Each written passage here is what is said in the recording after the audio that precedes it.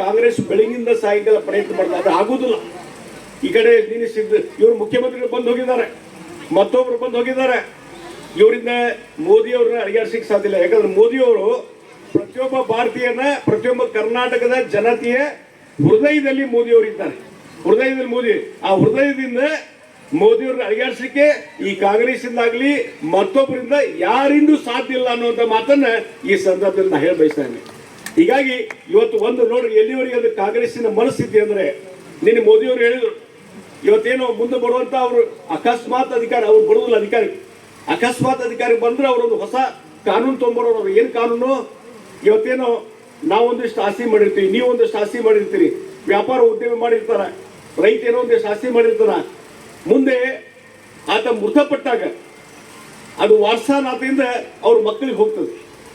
ನಮ್ಮ ಮಕ್ಕಳಿಗೆ, ನಮ್ಮ ಕುಟುಂಬದ ಸದಸ್ಯರಿಗೆ ಏನಾದರೂ ಒಂದು ಆಸ್ತಿ ಉಳಿಲಿ ಅಂತ ಹೇಳಿ ಅವರು ಪಾಲಕರು ಮಾಡಿ ಹೋಗಿರ್ತಾರೆ.